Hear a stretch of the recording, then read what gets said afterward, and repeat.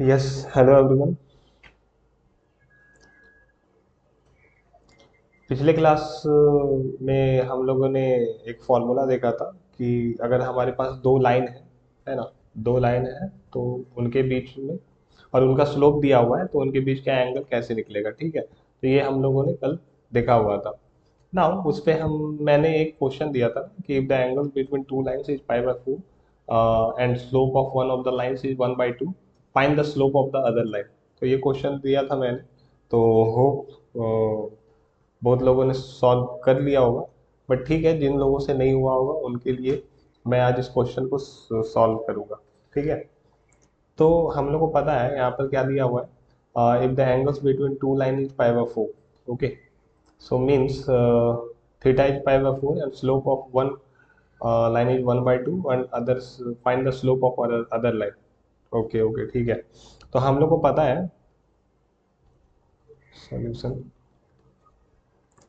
हम लोग को पता है, we know that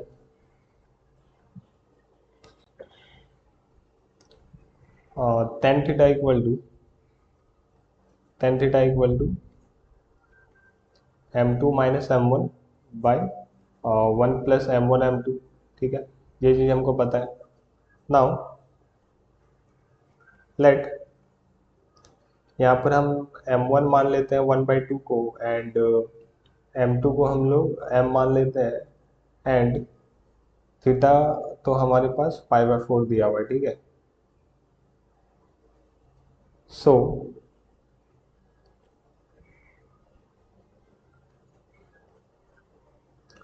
ten pi by 4 क्या हो जाएगा हमारे पास। अगर हम लोग ये सारा value tan theta equal to m2 minus m1 by 1 plus m1 m2 में पुट करें तो 10 पाई बाय 4 हमारे पास क्या हो जाएगा, m minus 1/2 divided by 1 plus m1 m2 ना। तो ये हमको मिलेगा, इम्प्लाइज यहाँ से हम लोग क्या बोल सकते हैं, ये 10 पाई बाय 4 1 हो जाएगा, और ये मॉडुलस को अगर हटाएंगे हम तो यहाँ पर plus minus m minus half upon 1 plus m half. ठीक है, ऐसा हम लोग लिख सकते हैं। Implies we can write it as 1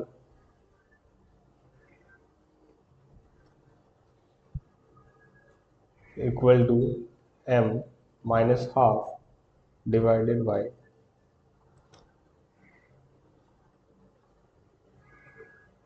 1 plus m/2, 1 plus m/2। Okay, और 1 इक्वल टू, और 1 इक्वल टू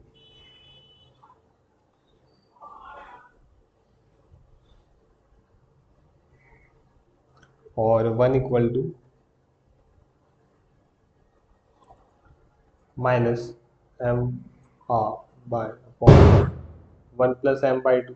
ओके, इम्प्लाइज यहाँ से हम लोग क्या बोल सकते हैं, 1 प्लस m/2 इक्वल टू, और 1 plus m/2 equal to minus m plus 1/2। okay, we can write it like this. From here what we get, we can write 2 plus m equal to 2m minus 1, or 2 plus m equal to minus 2m plus 1। okay, implies from here what we get m equal to 3। okay, or from here what we get m equal to, this is positive and this is negative, so 1 minus 1/3। Okay, तो m हमारा 3 हो सकता है या फिर -1/3 होता है, हो सकता है। सो यहाँ पर हम लोग लिख सकते हैं, हेंस स्लोप ऑफ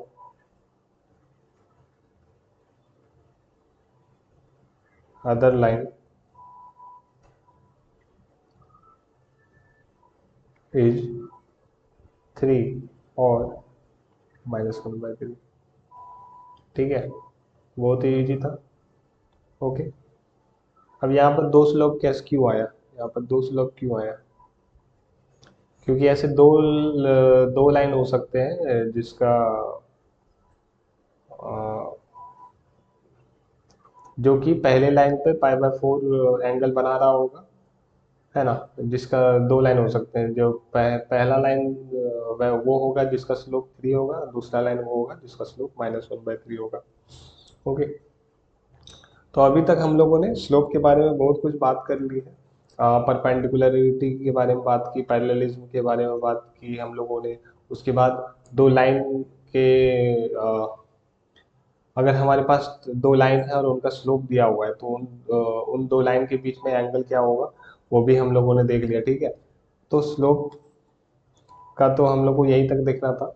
एंड अब जो हम लोग देखेंगे वो हम लोग देखेंगे various form of the equation of A line. Okay, क्या देखने वाले हैं? हम लोग देखने वाले हैं various forms of the equation of a line. Various forms of the equation of a line. ठीक है,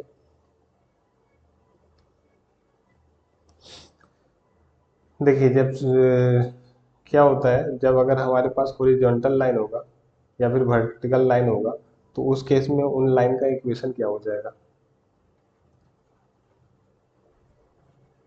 horizontal line and vertical line.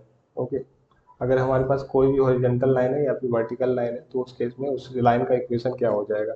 Like अगर हमारे पास ये कोऑर्डिनेट प्लेन है, this is our coordinate axis. Okay, this is coordinate axis and this is x dash, this is x, and this is y and this is y dash। Okay, so अगर हमारे पास कोई horizontal line है X axis से a distance पे, ठीक है, यहाँ पर ओरिजिन है। अगर एक्स एक्सिस से अगर हमारे पास ए डिस्टेंस पे कोई हॉरिजॉन्टल लाइन है, तो हॉरिजॉन्टल लाइन क्या होगा? पैरेलल टू एक्स एक्सिस होगा। ठीक है, this is a horizontal line and this must be parallel to x axis। Okay, तो x एक्सिस से क्या बोला मैंने? a डिस्टेंस पे, तो ये हमारा क्या डिस्टेंस हो जाएगा? ये डिस्टेंस जो है हमारा क्या हो जाएगा? ये वही हो जाएगा। बट क्या होता है कि ये तो x एक्सिस से अगर हम लोग पॉजिटिव y डायरेक्शन की तरफ जाए तब तो ये हॉरिजॉन्टल लाइन है। बट अगर हम लोग नेगेटिव y एक्सिस के डायरेक्शन पे जाए तो हमारा क्या हो जाएगा? तो हमारा ये लाइन बनेगा and this is also a. ठीक है, ये ए डिस्टेंस है ना। अब देखिए एक्स एक्सिस से हमारा हॉरिजॉन्टल लाइन दो बनेगा। अगर मैं बोलूँ कि एक्स एक्सिस से ए डिस्टेंस पे हमको हॉरिजॉन्टल लाइन चाहिए, तो हमारा दो बनेगा। एक तो हमारा पॉजिटिव वाई डायरेक्शन पे हो जाएगा एंड एक हमारा नेगेटिव वाई डायरेक्शन पे हो जाएगा। This is positive y direction, this is negative y direction. ठीक है, अब देखिए यहाँ पे जो ऑर्डिनेट होगा, है ना, इसका जो ऑर्डिनेट होगा वो हमेशा ए होगा। और इस लाइन का जो ऑर्डिनेट होगा, इस लाइन का जो ऑर्डिनेट होगा वो हमेशा क्या होगा? वो हमेशा -a होगा। ओके, एब्सिसा कुछ भी हो जाए, बट यहाँ पर ऑर्डिनेट हमारा हमेशा ए होगा। तो इस लाइन का जो इक्वेशन होगा, इस लाइन का इक्वेशन होगा, ये जो लाइन है हमारे पास, इस लाइन का इक्वेशन क्या हो जाएगा? इस लाइन का इक्वेशन हो जाएगा y=a। ओके, और इस लाइन का इक्वेशन क्या हो जाएगा? जो नीचे वाला है y=-a हो जाएगा। ओके, अगर मैं बोलूँ कि x एक्सिस से पॉजिटिव y डायरेक्शन की तरफ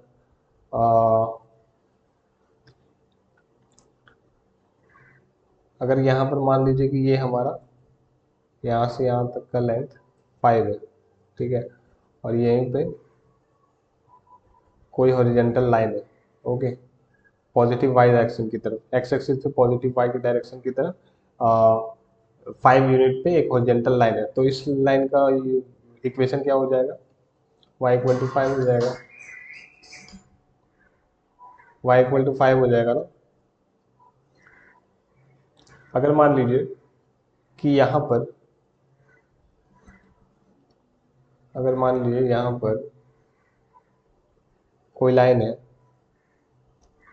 this is line and this is 2 unit, okay, ये 2 यूनिट का डिस्टेंस है एक्स एक्सिस से, ये कोई हॉरिजॉन्टल लाइन है हमारे पास, तो इस लाइन का इक्वेशन क्या हो जाएगा, y=-2 हो जाएगा, क्योंकि नेगेटिव y डायरेक्शन में है। ओके, होप यहाँ तक क्लियर हो गया होगा आप लोगों को। हॉरिजॉन्टल लाइन, अगर हमारे पास कोई भी कोऑर्डिनेट प्लेन में अगर हमारे पास कोई भी हॉरिजॉन्टल लाइन बनता है तो इसका इक्वेशन कैसे निकलेगा वो आप लोग समझ में आ गया होगा। चलिए, ये तो हम लोग समझ गए कि हॉरिजॉन्टल लाइन का इक्वेशन कैसे निकलेगा। अब हम लोग बात करेंगे कि वर्टिकल लाइन का इक्वेशन कैसे निकलेगा। तो सबसे पहले क्या करेंगे हम लोग, सबसे पहले एक कोऑर्डिनेट प्लेन लेते हैं, this is our coordinate axis, okay, this is coordinate axis. अब हम क्या करें, हम लोग क्या करना है, this is y and this is y dash, this is x dash and this is x. Now if we take uh, a vertical line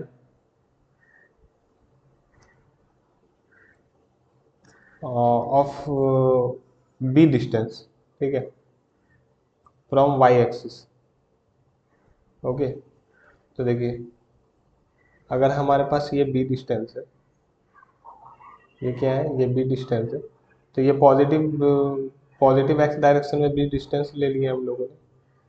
अगर वर्टिकल लाइन हमारे पास नेगेटिव एक्स डायरेक्शन में हमारा और एक लाइन होगा जो कि ये होगा, तो इस केस में हमारा देखिए ये जो लाइन है हमारे पास, ये जो लाइन है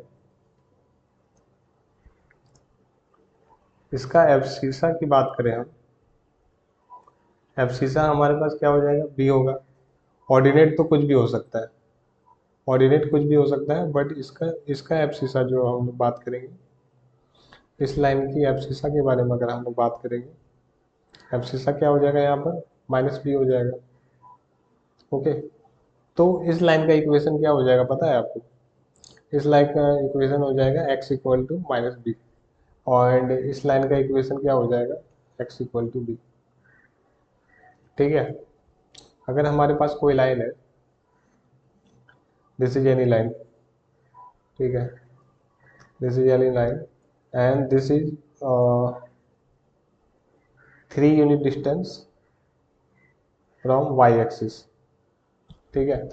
तो यहाँ पर देखिए नेगेटिव x डायरेक्शन में है ना, ओरिजिन से नेगेटिव x डायरेक्शन की तरफ है, तो इसका जो लेंथ होगा वो, इसका जो इक्वेशन होगा वो क्या हो जाएगा, x=-3, है ना। यहाँ पर जैसे कि यहाँ पर एक वर्टिकल लाइन है, ठीक है, और ये जो डिस्टेंस है y एक्सिस से, ये डिस्टेंस अगर मान लेते हैं हम लोग कि 6 यूनिट है, ठीक है, तो इस लाइन का इक्वेशन क्या हो जाएगा, इस लाइन का इक्वेशन हो जाएगा x=6, ठीक है। होप आपको सब समझ में आ गया होगा यहाँ तक, है ना। और इसी पे एक क्वेश्चन है हमारे पास, वो क्वेश्चन मैं आपको देता हूँ, बहुत इजी क्वेश्चन है। वो क्वेश्चन कुछ ये है कि find the equation, find the equation of the lines parallel to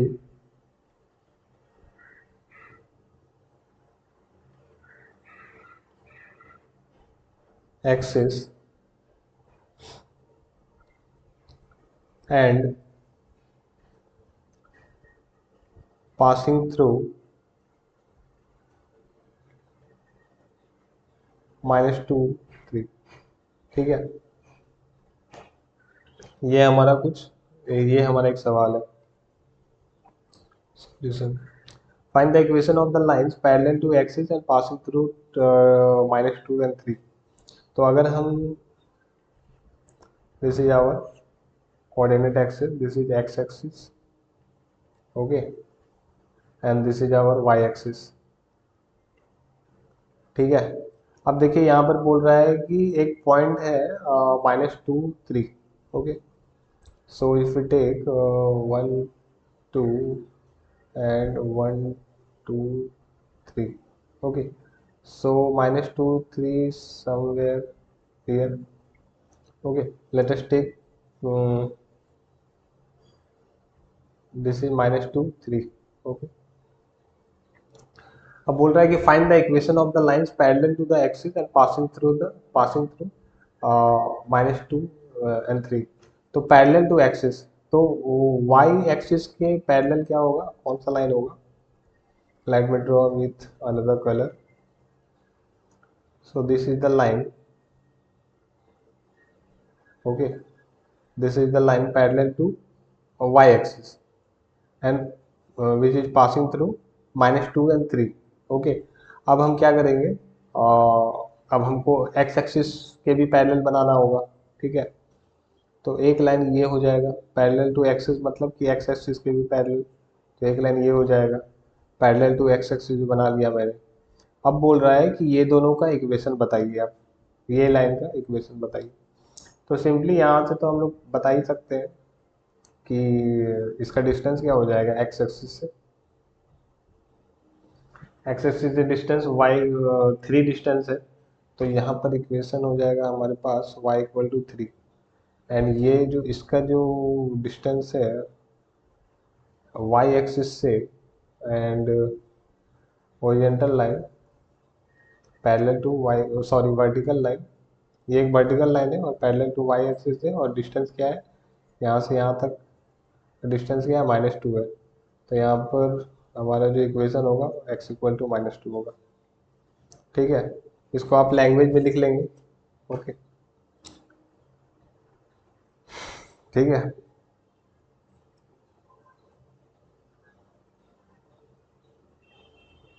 इसको आप लैंग्वेज में लिख लेंगे. Equation of the line parallel to y axis, ठीक है, and passing through -2 3 is x equal to -2, ऐसे करके आप लैंग्वेज में लिख लेंगे, ओके. फिर भी अगर आप लोगों को कोई डाउट होगा तो मुझसे आप पूछ सकते हो. आज की क्लास यहीं तक रखते हैं. कोई भी डाउट हो तो आप मुझसे कृष्णा में कनेक्ट होइए, और इंस्टा में मुझसे डायरेक्ट डीएम करके पूछ सकते हो. आप लोगों को इंस्टा आईडी बताइए, edu treasure 1, okay. Thank you everyone.